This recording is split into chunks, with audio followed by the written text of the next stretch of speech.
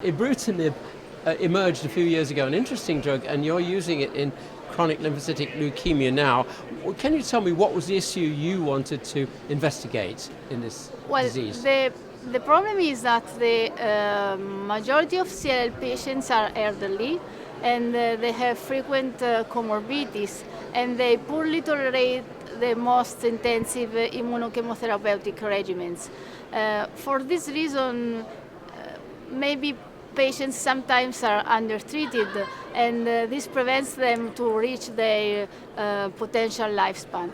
Chloroambucil was considered for years the standard first-line treatment for elderly patients because of the comorbidities, and there was no other regimen till then that has shown an improvement in overall survival in elderly patients. So Ibrutinib, that was a easy to deliver treatment, highly effective, and with a safe toxic profile, sound promising in the treatment of the elderly population. Right, could you tell me about the action of Ibrutinib and why it was suitable for this category of patients? Well, the action of Ibrutinib is that Ibrutinib blocks the BCR signaling, which is important for CLL cells proliferation, and blocking the cascade of BCR signaling, we obtain an apoptosis of the CLL clone. Ibrutinib is a targeted therapy, is not a chemotherapy, so importantly doesn't have all the toxic effects of chemotherapy. So what did you do in the study?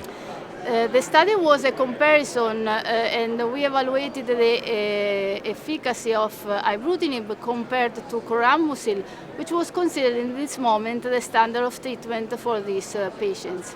It was a randomized trial, enrolled 26 patients, treatment-naïve CLL patients, 65 years or older. And what did you find? We found that Ibrutinib significantly improves progression-free survival.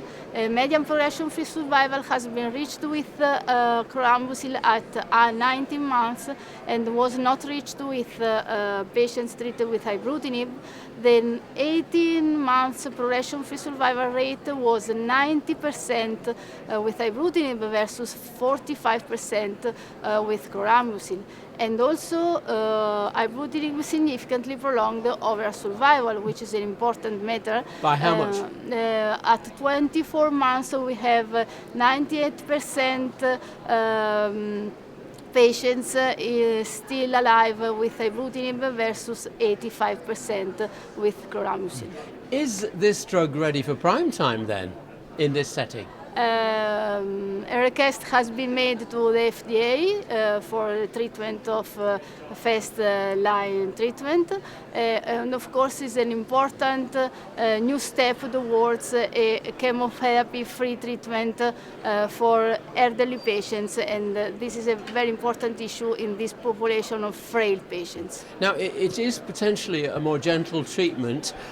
What were the toxicities with Ibrutinib? Most common toxicities were grade 1 diarrhea, nausea, fatigue, while there were toxicity more common in the chloroambucil arm. Of course, we are dealing with chemotherapy, so we had more vomiting, nausea, and neutropenia in the chloroambucil arm.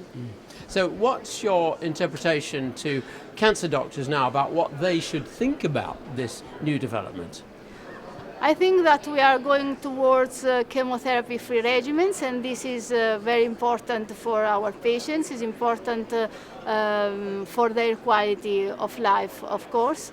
In the future, we have maybe to ameliorate something in the outcome of patients, even if it's difficult to ameliorate the results we obtained in this trial with these frail patients. But we have a lot of other agents that could be combined with Ibrutinib, like monoclonal antibodies or other targeted therapies to improve outcome. So what's your quick take-home message for doctors coming out of your study and your new emerging understanding of treating this category of CLL?